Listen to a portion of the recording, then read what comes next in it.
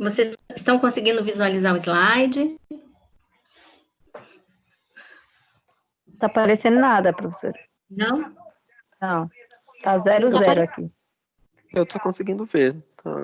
Tá vendo? No segundo slide, diante do acolhimento, a consulta, parará. Sim. Não, o meu tá zerado. Pra mim Até naquela partezinha lá embaixo, onde mostra quantos slides tem, o meu tá 0,0. André, Pra mim também. sai e entra novamente que eu aguardo. Ai, meu Pra Deus. mim também, Pro, não tá aparecendo nada. Ô, Kátia, você também. Sai e Hoje entra a aula é novamente. particular só para mim, então, hein, professora?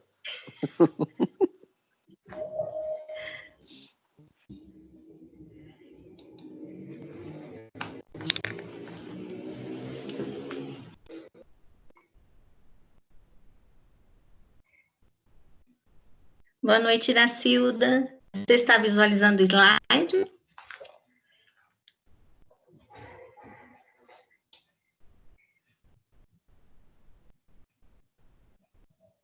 Agora tá.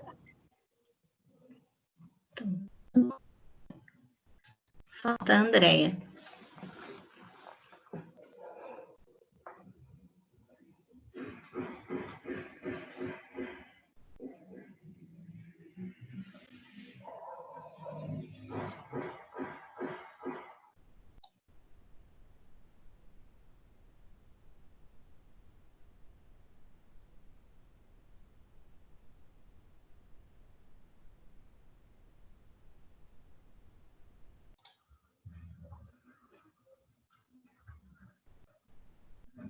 Tudo bem, Andréia?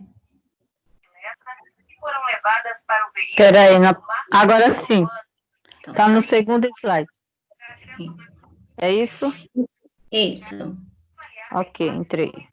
Então, eu coloquei um enunciado, diante de um acolhimento, a consulta de um adolescente com escutativa e após ser realizada a anamnese do adolescente, na qual foi relatado que o paciente não usa preservativo em suas relações sexuais e que tem o sexo oral como prática sexual habitual. Ao exame físico da cavidade oral, foram encontradas inúmeras cáries dentárias e aftas na região sublingual. É conduta correta do enfermeiro prover materiais educativos sobre as ISTs, prescrever medicamentos sintomáticos para dor, acompanhar a evolução dos detectados e solicitar comparecimento do responsável para a conclusão do atendimento. É conduta correta do enfermeiro? Sim. E a Polícia Federal da Bahia desarticulou. Sim. Sim, eu acho que sim. Para mim, sim, professor. Iracilda, Maria, Reginaldo. Eu respondi, Pro. Sim, eu acho que sim. Então, tá bom.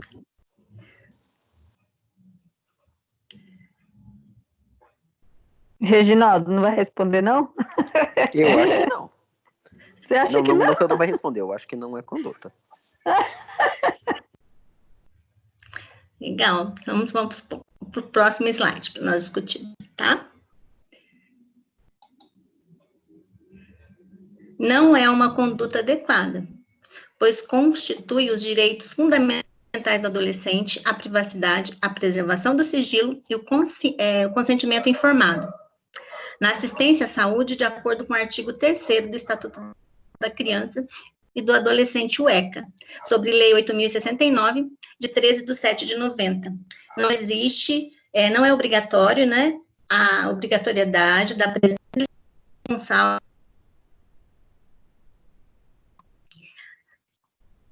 a não ser ele esteja correndo algum risco. Então, ele tem direito à privacidade, à preservação do sigilo e consentimento informado. Vocês tinham esse conhecimento do ECA? Não, eu achei que, tipo, o responsável, a mãe ou o pai, poderia saber. Já que o adolescente é menor de idade, né? Isso. É menor de Não, idade. acho que acho que tinha que chamar o adolescente e os pais, e o adolescente, acho que na frente do que seja do enfermeiro, né, ele falasse para os pais. Eu acho que seria assim, não sei se estou certo ou não, mas Isso. eu acho que seria, né? Seria uma conduta. Isso. Vocês podem isso mesmo, ir lá Pro? no ECA, é isso mesmo, na 8.070, de 13 de setembro de 90, do vocês então, ele tem direito à privacidade. A sua internet está muito ruim, professora. Está saindo bem cortada a sua a voz. gente não está ouvindo nada que você está falando. Tá falhando? Ouve uma palavra e 10 não. Então, o adolescente, ele tem direito à privacidade, à preservação do sigilo e o consentimento informado. Então, não é obrigatório ter a presença de responsável, a não ser que ele esteja correndo risco. Certo? Professora. Oi, pode falar. Bom, visto que a gente já discutiu a idade do início da adolescência e tudo tal, em qualquer fase da adolescência, ele tem essa obrigatoriedade desse sigilo, né? Isso. Mas dá-se também pelo o adolescente, ele é informado no serviço de saúde sobre a presença ou não do acompanhante, se for como me fugiu a palavra, mas se ele quiser, né? Isso, se ele quiser. Porque acho que a maioria a gente também isso para mim é uma novidade, mas acho que para os adolescentes acho que nenhum deles acaba sabendo disso, né? E tem alguns adolescentes que eles leem sim o estatuto, viu? Principalmente os infratores. Eles leem. Não, os infratores. Eu lidei com alguns menores infratores quando eu fiz estágio em um hospital, aqui no Penteado. E eles sabem o ECA na ponta da língua. Eles conhecem tudo do ECA, os infratores. Já os que estão para fazer procedimentos de rotina e tudo tal, muitos deles nunca nem ouviram falar. Eu acredito. Então, esses direitos, eles fundamentam-se no princípio da autonomia. Caso a equipe de saúde entenda que o usuário não possui condições de decidir sozinho, né, sobre alguma intervenção, em razão de sua complexidade, deve primeiramente realizar as intervenções urgentes que se façam necessárias, e em seguida abordar o adolescente de forma clara sobre a necessidade de um responsável, que o responsável o assista, né, e auxilie no acompanhamento. Então, primeiro realiza o que é de urgência. Depois, né, esse adolescente, ele é informado, né, que ele não vai conseguir decidir sozinho, precisa de um responsável. Então, não é conduta, né, já trazer o acompanhante. Então, tem que informar, né, e aí sim, se ele não tiver condições de decidir sozinho, aí sim, requer um acompanhante. Mas quando a gente vai num ponto-socorro, qualquer hospital, mas quando a criança, adolescente exige acompanhante, mas aí não pode? De acordo com a ECA, não. Quem está falando é a Kátia, né, Kátia? Não, é Maria, Maria, pega o Estatuto ECA, no artigo 3º, que você vai esclarecer essa conduta. Ok. Tá bom? Nossa, professora, mas em qualquer lugar, se estivesse falando sobre isso, eu ia com toda certeza que os pais têm que saber, tipo... Principalmente estratégia. Eu também achava que tinha que ter, né? Porque as crianças, hoje as adolescentes estão fazendo pré-natal, tem que ter acompanhante. Então assim, aí no UBS tem que ter acompanhante. Aí eu achei que tinha que ter acompanhante também, né? Acompanhar. Mas, né, já que...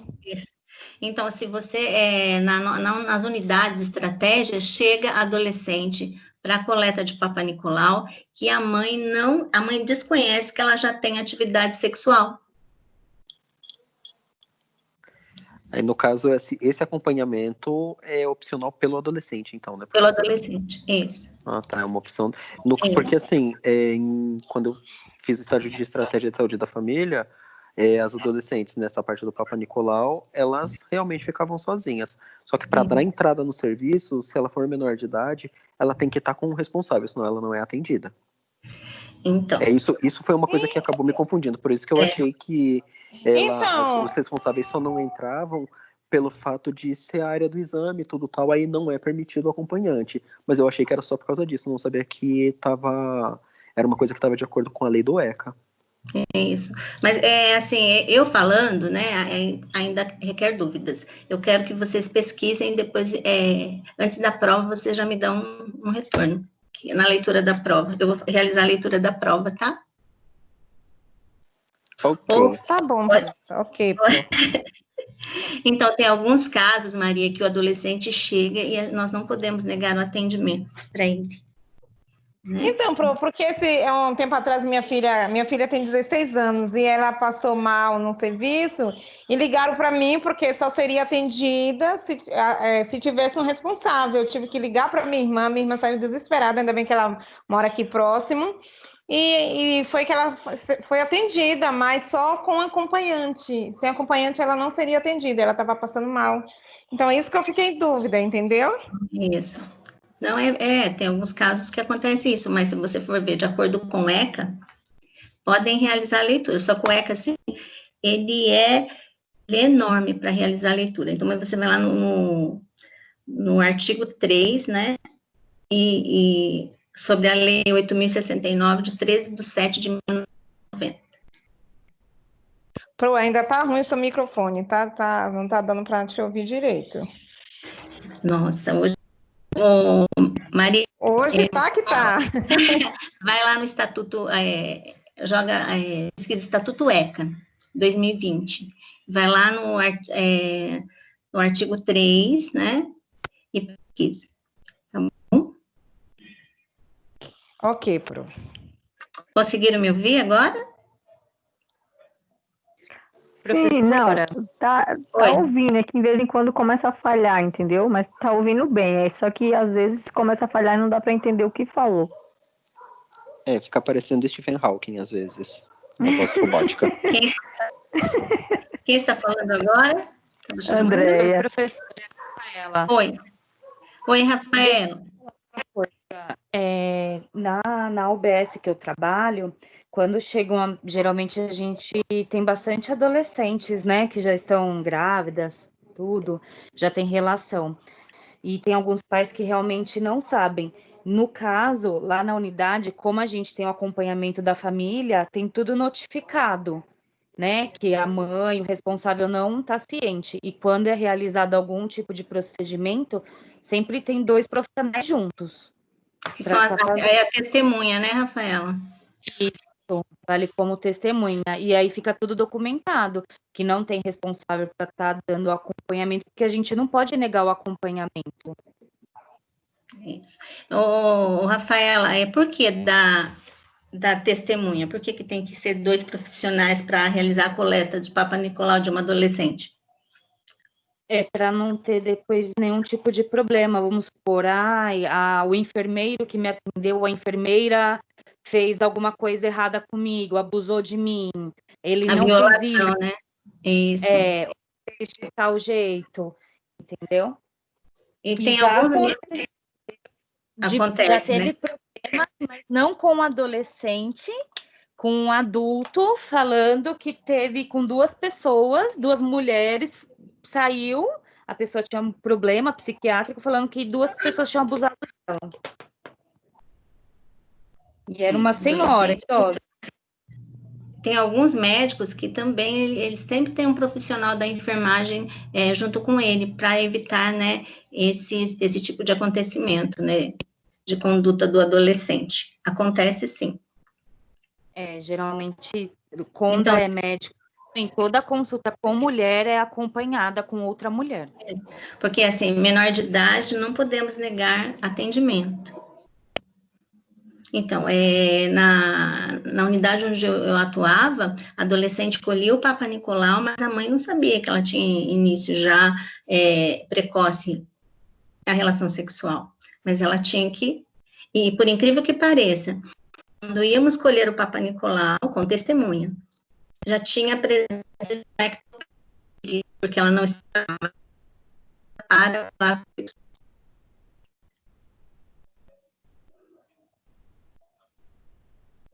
Tudo bem, pessoal?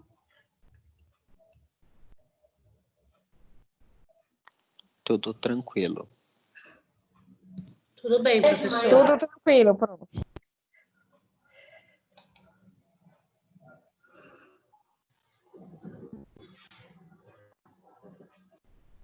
Então, a infecção do papilomavírus, o HPV, constitui a principal causa de ocorrência do câncer de colo do útero, potencializado por quais fatores? Vocês já realizaram a pesquisa, né, pela multiplicidade de parceiros sexuais, iniciação sexual precoce, exposição a fatores de risco como tabagismo, vulnerabilidade social, torna-se um problema que possibilita o surgimento e desenvolvimento da doença, pois os serviços de orientação disponíveis podem criar barreiras que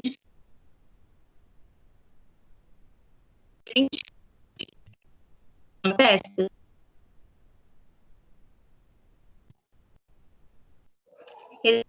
Essas informações, as medidas.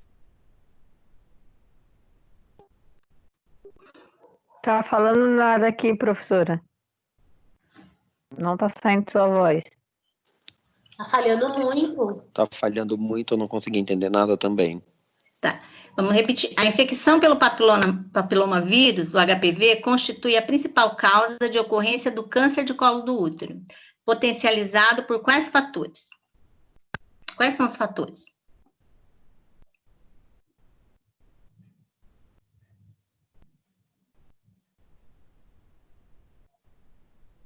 Ouviram? Sim, tem vários múltiplos fatores, né? Que nem vários parceiros sexual, fatores de risco também, que nem falou, tabagismo, cigarro, o que mais que eu posso dizer? Higiene também, eu acho, né? Porque a pessoa tem relação com outras, não usa preservativo, depois não faz higiene adequada, tudo isso leva a desenvolver a doença, né? E a orientação, as orientações disponíveis, elas criam barreiras para dificultar o acesso da mulher? Qual tipo de barreira? Por exemplo, o uso do preservativo é muito importante. A educação? Sim. O modo certo de usar o preservativo? O modo certo de usar, a orientação, a educação que também fala por como chegar a informação até essa adolescente, entendeu?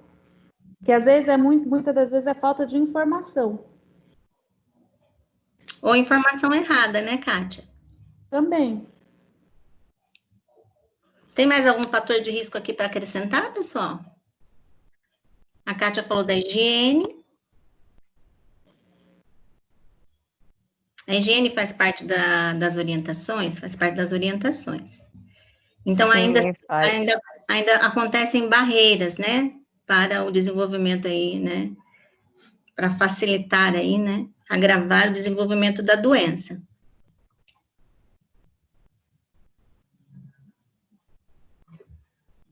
Estão conseguindo me ouvir, pessoal?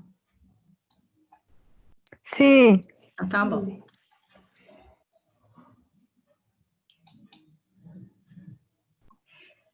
Outra pergunta. Antes ou no primeiro contato sexual, há probabilidade de aquisição da infecção por pelo menos um dos 4 sorotipos do HPV? Eu acho que sim. Que estão aí presentes na profilaxia da vacina? Eu acho que sim, Pro. Se o parceiro que você tiver tendo contato sexual, ele já tiver com a infecção, ele pode passar. Isso porque não é só a relação sexual, o contato pele a pele, não é isso que vocês me disseram no trabalho? Também.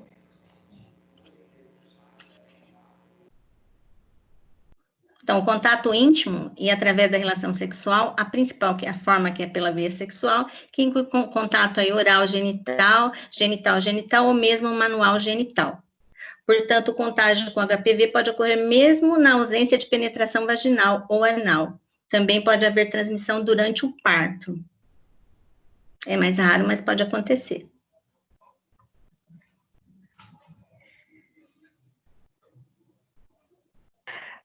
Sim, até porque o contato é de pele com pele, né? Então,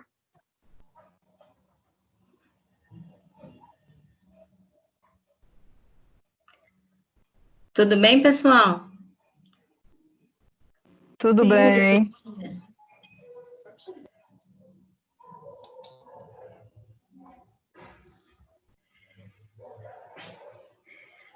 Reginaldo,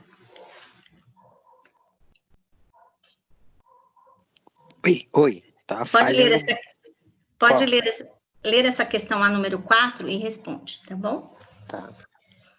São condutas do enfermeiro incentivar a imunização contra o HPV, vacina papilomavírus humano 6, 11, 16, 18, recombinante em adolescentes do sexo feminino com idade entre 9 e 14 anos, em esquema de 2 doses, em adolescentes do sexo masculino com idade entre 11 e 14 anos, sexo masculino e feminino de 9 a 26 anos, vivendo com HIV/AIDS, transplantados de órgãos sólidos e de medula óssea e pacientes oncológicos. Deixa eu aumentar o brilho aqui.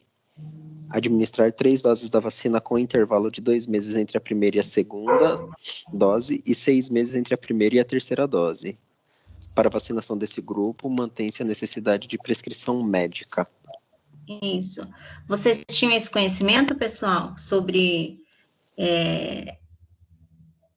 o de 9 a 26 anos? Tinha, principalmente depois da pesquisa, que é do trabalho que a gente fez sobre HPV, né? Isso é uma coisa que praticamente todos os artigos que eu li, ele fala, porque eu acho que não é uma coisa muito antiga, né? Essa terapêutica.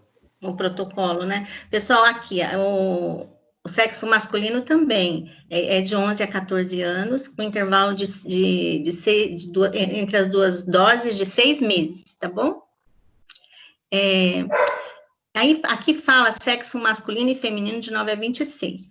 Então, fala da situação vivendo com HIV/AIDS, né? Fala de transplantados de órgãos sólidos e de medula óssea. Medula óssea, eu deixei em negrito porque ela tem um diferencial, que não vai ser nessa rotina, vai ter que esperar um pouco mais. Pode ser de 12, né? Até 24 meses, a diferença das doses, tá bom? Então, é assim, medula óssea tem um diferencial. Então, e os pacientes são oncológicos, né? Então, vai administrar 3 doses da vacina com intervalo de 2 meses entre a primeira e a segunda e 6 meses entre a primeira e a terceira, tá? Então, essa vacinação de 9 a 26 requer prescrição médica, tá bom? Então, referente ao protocolo do adolescente, da adolescente e do adolescente, esse protocolo, houve uma mudança, né? Antes era... Agora a menina de 9 e 14 anos até 14 e o menino de 11 até 14 anos, tá bom?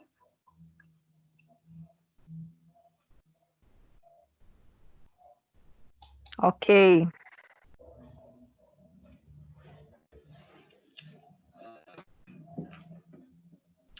Meninos e meninas que receberam a dose 1, né, a primeira dose, e não completaram o esquema vacinal, mesmo após o período de 6 meses, devem receber a dose 2, a segunda dose. Para as meninas e os meninos que iniciaram a primeira dose da vacina aos 14 anos de idade, a segunda dose deverá ser administrada com um intervalo mínimo de 6 meses e máximo de até 12 meses. Se receberam a dose 2 com menos de 6 meses após a primeira dose, a dose 1, devem receber uma terceira dose, que é a resposta imune está comprometida devido ao estudo de tempo, adiantou a vacina, então não houve o tempo, né, como se diz, do sistema imune, né, como se diz, fica a cicatriz, né, a memória, então, recebeu a segunda dose antes do tempo, então vai ter que receber a terceira dose para imunizar, tá bom? Professora. Oi. Nesse caso, por exemplo, tem o prazo mínimo de 6 meses e o prazo máximo de 12 meses, né, entre a D1 e D2. Se caso ultrapassar esses 12 meses, o esquema vacinal tem que ser refeito, como em outras vacinas, para ele ter uma efetividade, né? Isso. Então, se passar muito tempo, não tem como vacinar mais, já perdeu, né? Aí creio que tenha que começar o esquema novamente, que não é o ideal, né? Porque certo. tem que ter o prazo do sistema imune, né? Você recebe a imunidade artificial e eu tenho que ter esse espaço de tempo para a segunda dose, não posso adiantar essa dose. Entendi. E não tem a necessidade de receber a dose antes, né? Você já tem um calendário a seguir, geralmente já é agendado na caderneta da criança, né? O dia da vacina. Não tem necessidade de adiantar. E a vacina do HPV ainda tem muita resistência. Mas, né? Como pelos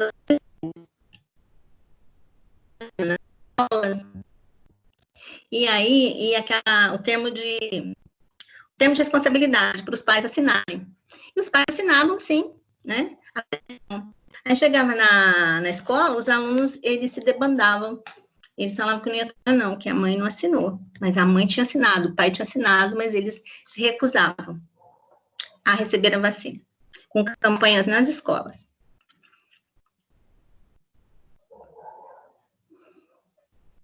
Aí tem toda aquela história que houve um caso de paralisia, enfim, mas assim, são casos muito dispersos que acontecem, mas, né, é divulgado.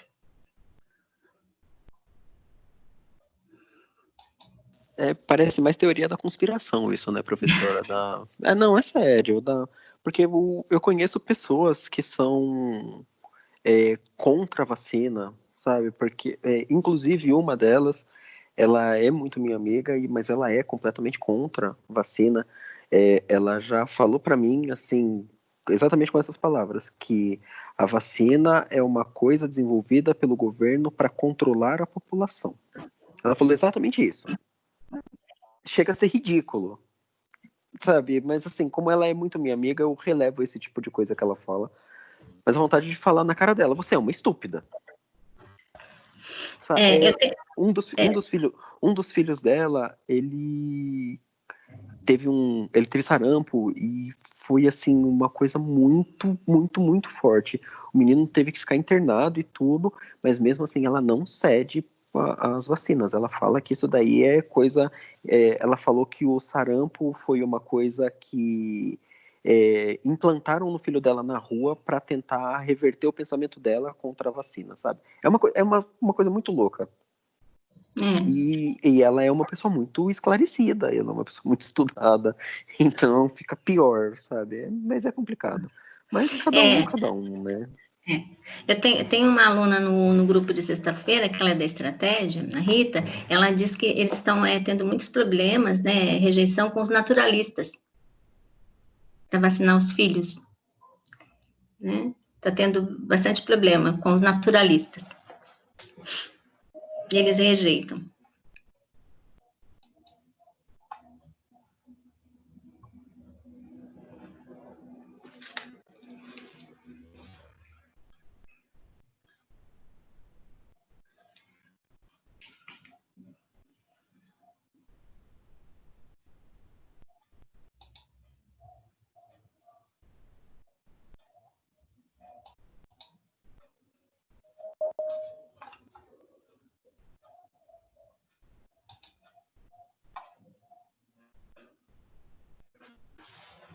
E quais são os exames diagnósticos para detectar o HPV, pessoal?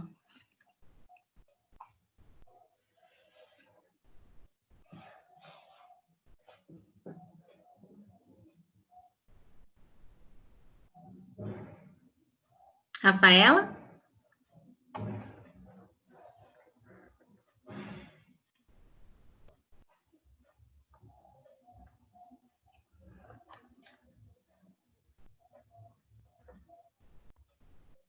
Vamos lá. A melhor forma de saber se uma pessoa tem HPV... Oi, André.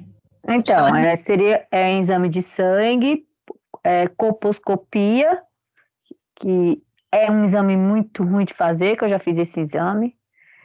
E eles colocam um líquido lá, sei lá o que que é aquilo, eu sei que arde muito, queima pra caramba. E eu acho que é só Né? isso. É, Isso. colposcopia, né? Como que funciona? É uma raspagem, né, professora, esse exame? Eu sei que eles põem um líquido depois, que esse líquido, acho que ele mostra se a pessoa, o que que a pessoa tem pela cor que fica o exame, o local. É tipo um Geralmente, iodo, né, professora? eles É o fazem iodo, né? Que muda a o teste, coloração, né? isso, o teste de Schiller. E deixa eu falar para vocês, é só esse exame, Andréia? É um exame de sangue. Eu acho que no O preventivo, eu Papa não sei. Nicolau vai nesse exame, No Pro? Vai. preventivo. O Papa Nicolau também, né? Isso. Ó, pessoal, está aqui no slide. Ó. A melhor forma de saber se uma pessoa tem HPV é através de exame diagnóstico, né? Que inclui observação das verrugas, De verrugas, né? Papa Nicolau, né? o Papa Nicolau, a peniscopia, que é similar a corpo, e captura hídrica, né, através de corpo, ou exame de sangue, que podem ser aí solicitados pelo ginecologista no caso da mulher, ou um urologista no caso do homem. Então, esses são a observação e alguns exames, né? Observação das verrugas, Papa Nicolau, peniscopia, colposcopia e exame de sangue. Lembrando que nem todos os vírus são cancerígenos, não é? Vai desenvolver o câncer, não é isso? É. Isso. Professora, Oi, Maria. eu vou ter que sair um pouquinho, que eu acabei de chegar do serviço, estou indo direto para o chuveiro tomar banho. Tá bom, Maria. Tá bom? Mas daqui a pouco eu já volto.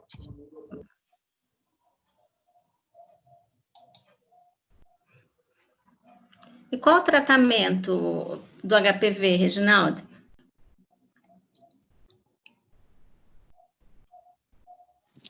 Desculpa, professora, eu só ouvi o Reginaldo. Qual é o tratamento do HPV? Não tem específico, né? Tem. Não tem. Para eliminação não existe tratamento. Depois de adquirido, ele é tratamento, um cuidado absoluto e tratamento paliativo, né? Dependendo do que for, a gente até falou já na aula passada a respeito do HPV, das verrugas, que faz a cauterização, né? Usa-se a solução que muito se assemelha ao vinagre, né? O ácido, o cloracético, né? Que a gente usa. E tratamento mais, ou se a pessoa adquire, a maior parte é orientação, né? Para não transmitir para outras pessoas.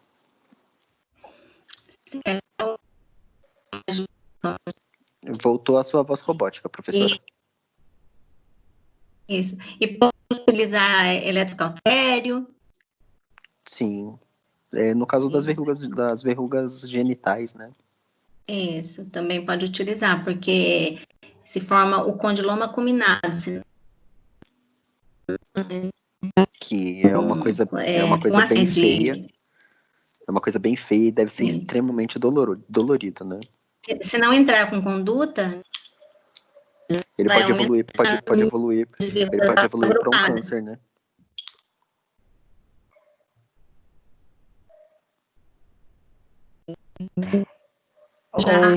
E a mulher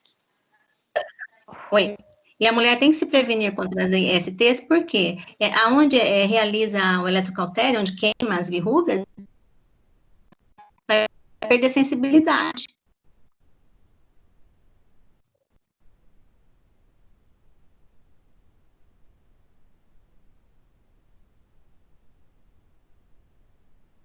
Olá, professora. Nossa, hoje tá difícil, hein? Oi.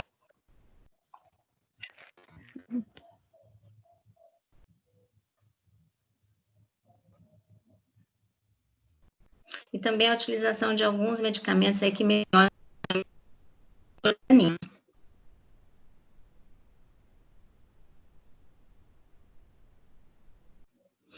A estudo do HPV, nós vamos entrar no tema que também realizaram pesquisa, pessoal.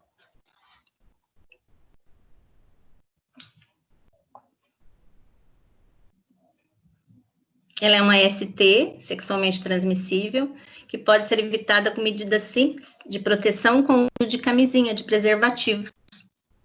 Lembrando que método de barreiras, preservativo masculino e feminino previne ISTs, se usado adequadamente, não é isso?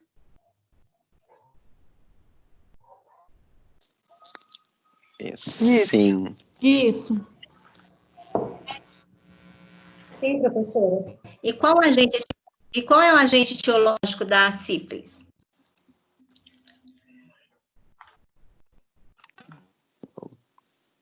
É o Treponema pallidum.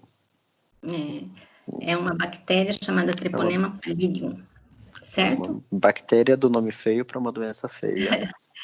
E assim, vocês vão, mais à frente vocês vão ver as fases, na fase terciária, ela desenvolve aquela lesão gomosa, né, que foi parecendo uma goma arábica na região da genitália, né, tem um diferencial aí, a gente fala lesão gomosa, né, que é aquela que parece uma goma arábica mesmo, né, na fase já terciária.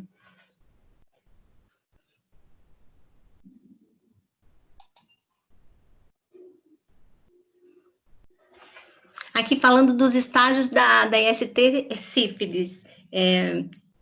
Kátia, pode ler esse slide aqui. Pode responder. O slide aqui para mim não mudou não, tá no qual é o tratamento do HPV. Elaine? Por que será que não mudou para você? Não Pra sei, mim também eu mudou, vou sair e a mesma entrar de coisa. novo. Certo, Oi? A minha tá pela infecção do HPV. certo. Um momentinho só.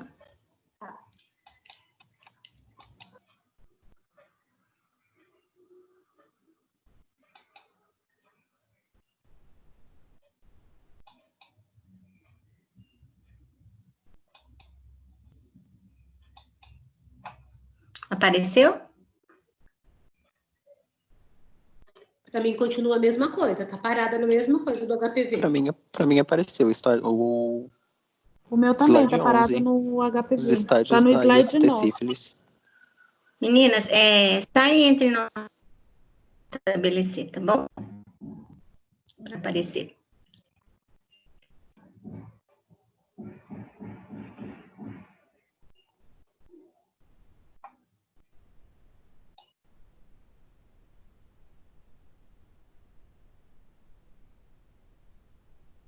Agora apareceu.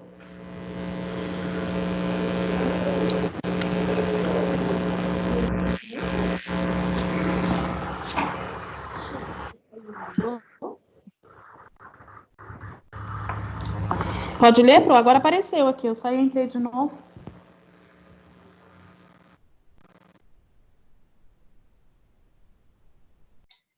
Pode sim, Kátia. Sífilis primária.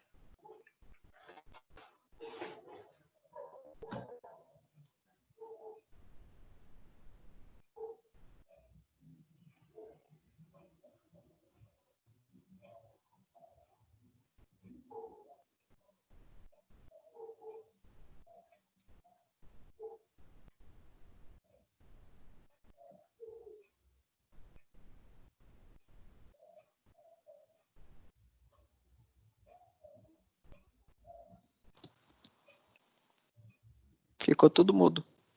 Kátia? Oi? Deu para ouvir, não? Pode sim, Kátia. Sífilis Pode primária. ler, Quais são os estágios da IST sífilis?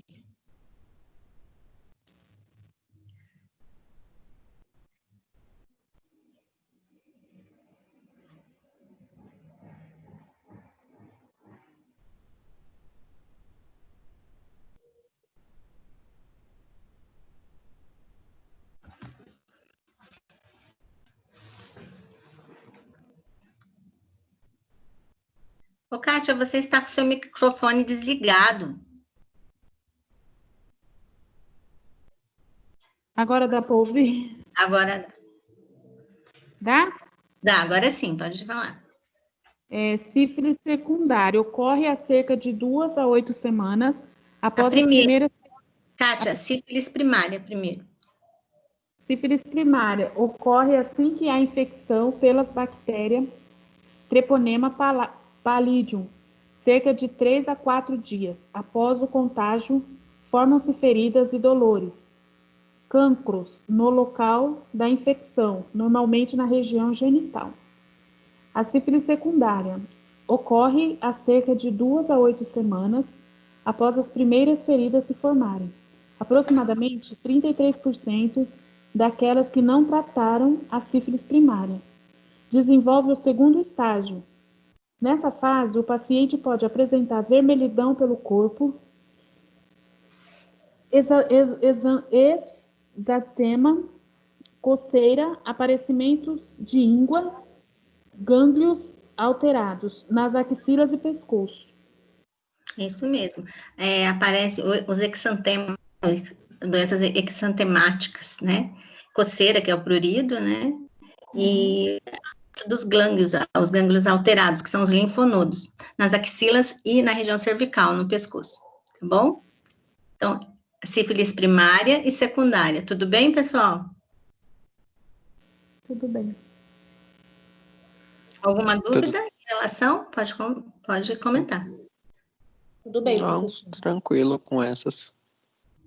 Então, na fase primária, aparece esse cancro duro, né? Ele aparece, ele é indolor, ele não se manifesta, aí desaparece. Aí o paciente, né? O indivíduo pensa que ele atingiu a cura, não era nada, foi só uma alteração.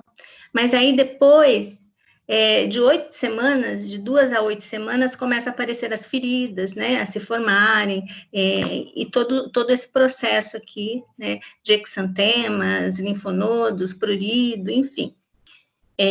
Então, ela tem as fases, acontece as fases, sífilis primária e secundária.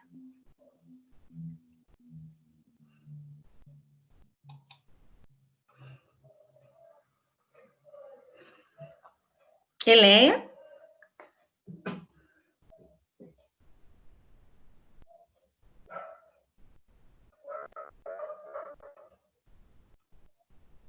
Shirley? E a terciária? E a terciária, Shirley? A sífilis terciária. A IST sífilis. Eu vou ler.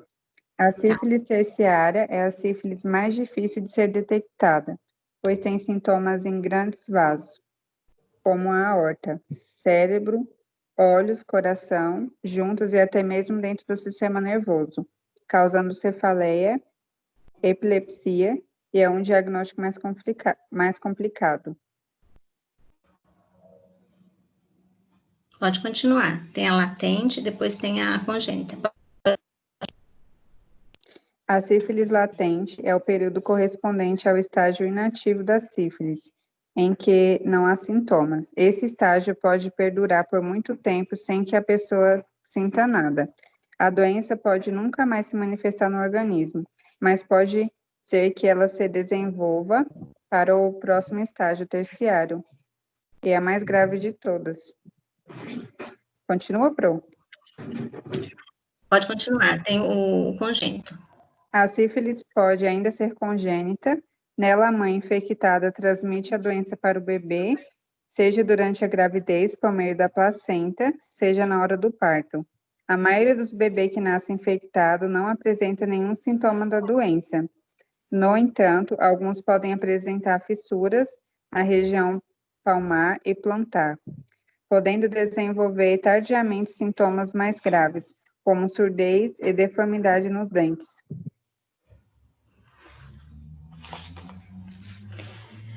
Então, aí na fase terciária, ela já é mais grave, vai atingir os órgãos, né? O cérebro, os olhos, coração, juntas, então é grave até o sistema nervoso. E causa aí, né, a cefaleia, a epilepsia, e é um diagnóstico mais complicado. Aqui a latente, ela está latente, ela não está apresentando sintoma, mas o indivíduo está contaminado, né? Então, ela está latente. Então, esse estágio, ele pode perdurar por muito tempo, sem que a pessoa sinta nada. mas ele pode se manifestar no organismo e já vai para o próximo estágio, que é o terciário, que é o mais grave de todos. E a mãe, ela transmite para o filho. Tem tratamento para sífilis, pessoal?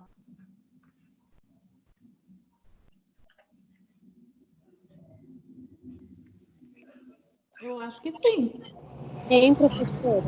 Qual que é o Ela tratamento? é tratada Com antibiótico. Com a penicilina, né? Qual a penicilina que é utilizada? Benzatina. A Penicilina benzetacil. De acordo com os protocolos, o espaçamento de tempo, se vai ser semanal, se vai ser por 3 semanas. Geralmente é uma dose de ataque, né? 2.400 unidades, né?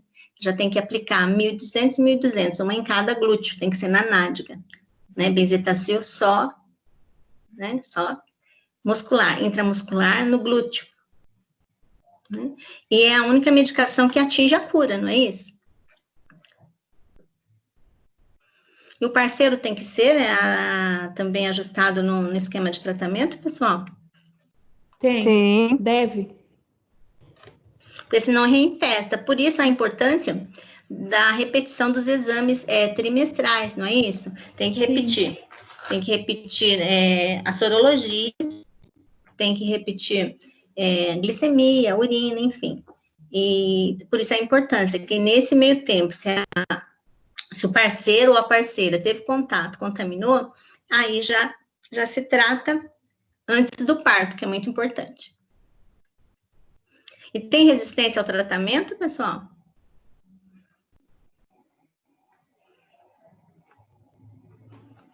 Tem mulheres que são resistentes, tem parceiros que são resistentes ao tratamento?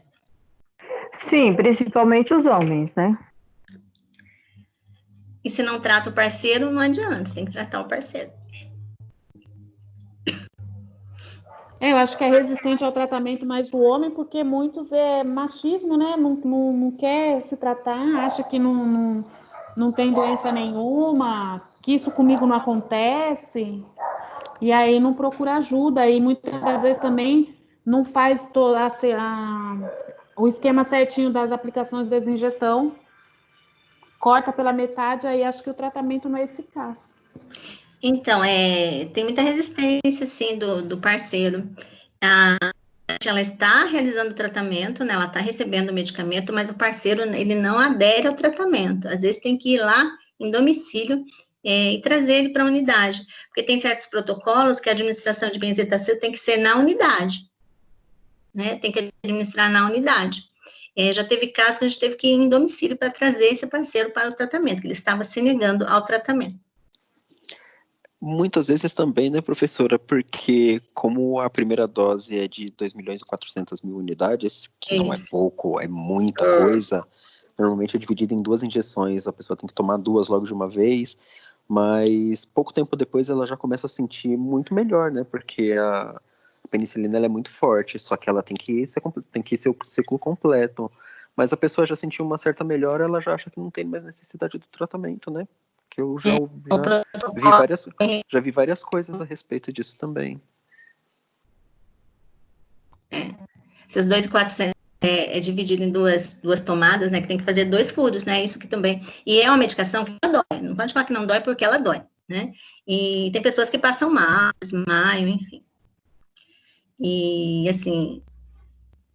E dependendo da técnica também, pode destruir, tem que fazer mais um furo, tem toda aí uma dinâmica, né, com a benzetacil para diluição. Tem algumas que teve alguns frascos que já veio diluído. Vocês chegaram a pegar diluído ou vocês realizam a diluição? Eu já peguei diluído, já cheguei a ver diluído e já vi também para rediluir. Mãe, posso pegar? Das diluídas eu já peguei também, só que ela cristaliza muito quando ela já vem diluída. Não sei se a armazenagem é errônea ou falta de controle de temperatura, mas acaba perdendo muita dose pela cristalização. Aí você percebe que a dela é o frasco, né? Sim, então quando tá assim ela já não é própria para utilização. Então já vi jogar lotes inteiros fora. Então a opção melhor é sempre pela diluição momentânea, né? Porque acho que é a maior garantia. E tem que ter todo um cuidado na diluição também, né? Se vai diluir para 4, tem todo um cuidado para não aumentar muito o volume. Nós sabemos que o músculo ele suporta até 5, mas está em desuso, né? O ideal Sim, são 4. O ideal é sempre menos do que a literatura manda, porque pela potência do antibiótico também, né? A penicilina ela é muito, muito forte, então para causar algum tipo de necrose no tecido é uma facilidade muito grande também, ainda mais que a pessoa já está com o sistema imunológico deprimido, porque a sífilis ela causa isso, né? Então tem toda uma série de fatores que tem que ser considerados antes da aplicação do tratamento, né? Isso. E não só para a gente está falando da sífilis, né? Na unidade chegou para a gente uma gestante com amidalite, né? A médica também prescreveu, né? Ela estava já no 8º mês. Prescrição médica. Administramos. Eu ainda pedi para ela ficar sentada, né? Em observação por alguns minutos, porque, né? Gestante, né? Enfim. Mas é prescrito sim. Aí, às vezes, o aluno pergunta mais de gestante, recebe sim, tanto no tratamento da sífilis como amidalite, enfim.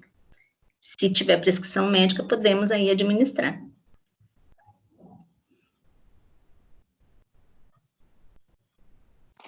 Ô, professora, Oi. E quando a criança nasce já com a sífilis, ela fica internada por uns dias ou ela toma a medicação e pode ir embora? Então, conforme protocolo, assim, é protocolo de hospital.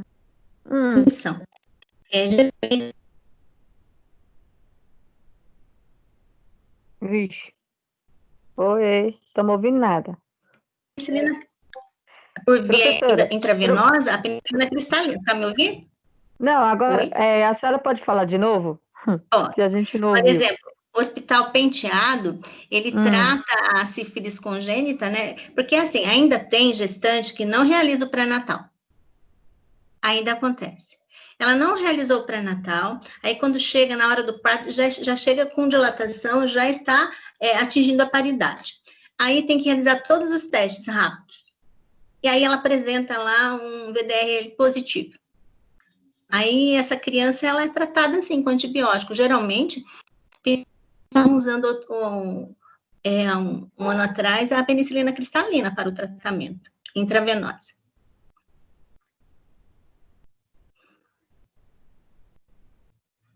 Então, ele é tratado.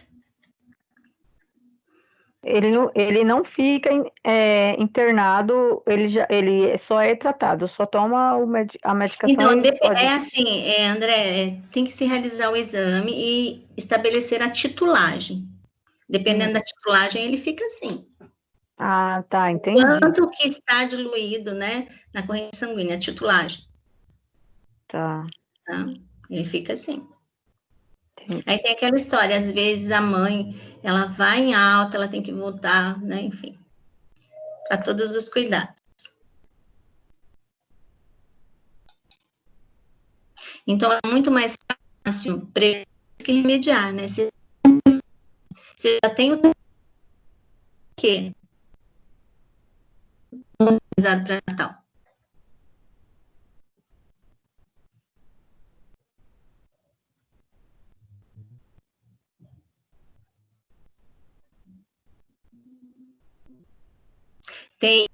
Tem época que, às vezes, falta nas unidades para o tratamento, né, de ataque aí da sífilis. Estamos, às vezes, né, não assim, como se diz, continuamente, mas por vezes falta o medicamento nos pronto-socorros. Quem trabalha na área pública sabe que acontece de faltar um antibiótico aí, né, referência para o tratamento da sífilis.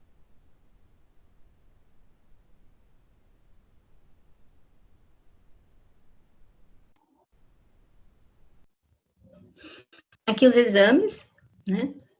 Tem as fitas, rato, recolhido, é o sorológico.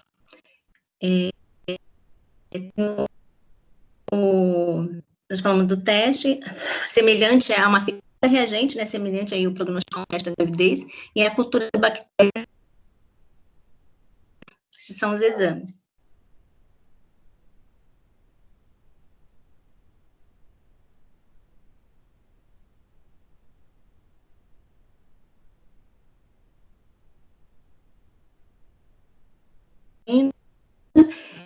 que ela poderá ser aplicada na unidade básica mais próxima de sua residência, sempre com receita médica. A receita veio de um convênio, de uma referência de pré-natal, tem que trazer a receita, senão não é administrado, vai ter que passar em consulta na unidade, né? Mas se já recebeu atendimento no local, tem que vir com a receita. Até o momento, a principal e mais eficaz forma aí de combate à bactéria causadora da doença. Aí, quando é detectado na gestante, o tratamento tem que ser iniciado o mais rápido possível, como nós já falamos, para aí, daí a transmissão vertical. O parceiro deverá ser testado, ele tem que realizar exames, e para evitar aí a reinfecção da gestante.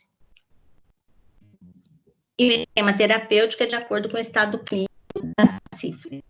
Então, hoje, na nossa atualidade, na rede pública tem o pré-natal do homem. Vocês já ouviram falar do pré-natal do homem? É aquele onde que o homem tem que acompanhar a esposa para ensinar a dar banho, como trocar uma fralda, é isso? Isso, e também os exames são colhidos também do parceiro. Essa é novidade para mim.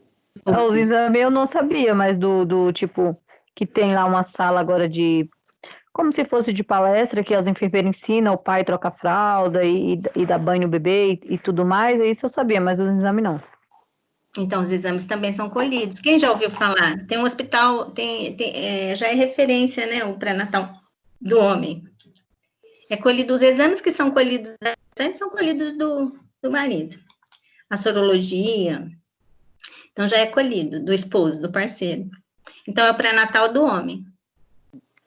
Professora. Oi. Só retrocedendo um pouquinho, no caso do diagnóstico da sífilis, né, os exames que são colhidos, foi citado punção lombar. A punção lombar é a coleta do líquor para saber se a sífilis está com infecção no encéfalo? Isso. Tá. É o líquido. O líquor. O líquor dói o inferno para colher. A gente sente cada gotinha pingando. É verdade. Colher algumas vezes assim, é extremamente desconfortável. Extremamente, ao extremo. Eu presenciei colhendo lá na Santa Casa de São Paulo, enquanto estudante, e ela chorava. Ela chorava. Eu não esqueço a cena da coleta. Nossa, eu prefiro andar 1 quilômetro em cima de Lego descalço do que colher o líquor. É verdade. Então, Mas como que faz essa colheita? É como se fosse uma anestesia hack. Muito semelhante. Nas costas, assim, tipo, na lá coluna, na coluna. Ai, misericórdia. Na coluna lombar. Tem que ficar na posição. E a agulha é inserida e é retirado o líquido. E é péssimo. Ai, meu Deus. Lembra não sei se vocês já tiveram centro cirúrgico, vocês já tiveram centro cirúrgico? Disciplina já, né? Eu só fui uma vez. Não, a disciplina já tivemos. Tem a dura mater, a subaracnoide e a colite. Nossa. Então, e assim, são procedimentos assim, muito dolorosos. Lá vocês escolhem no quarto ou no centro cirúrgico, Reginaldo? Depende do caso, mas é um procedimento ambulatorial, né? Isso. Dependendo do caso, se já tiver internado porque tem um grau de infecção, né? Quando é colhida a sorologia, já indica o grau de infecção que tem. É a titulagem, né? Sim, se tiver qualquer tipo de confusão mental, aí o líquor ele é indicado. E aí ele é colhido em sítio cirúrgico mesmo, porque é para ter 100% de certeza, né? Da esterilidade do campo e do sucesso do exame, né? É igual um aluno, eu tenho um aluno que trabalha no centro cirúrgico, que eu dou aula numa instituição no período da manhã, e disse, professora, o setor tá uma loucura, a gente passa pique, falei, nossa, mas você está passando pique? Ele falou, não, professor, eu só auxilio. Porque tem certo, dependendo da situação do paciente, tem que ir para o centro cirúrgico passar pique, né? Porque se o paciente está muito debilitado, principalmente os idosos, no caso do corona, né? Eles têm que levar para o centro cirúrgico para passar o catéter pique. Sim, porque a monitoria é contínua, né? E se tiver qualquer gravidade no quadro, em uma enfermaria não é... Até fazer um transporte para um local mais adequado, que tenha uma monitorização completa, pode ser que cause algum dano irreversível no paciente, né? Porque descompensa muito rápido, né? Sim, a descompensação é rapidíssima, então ele, para evoluir de uma taquicardia para uma parada, é um piscar de olhos. Isso. Então, pessoal, o parceiro tem que ser testado e tratado, né? Senão vai ter reinfecção na gestante, não vai ter como. Vai e volta, né? Já realizar o tratamento, no segundo exame vai apresentar novamente, como se diz, a titulagem aí para sífilis.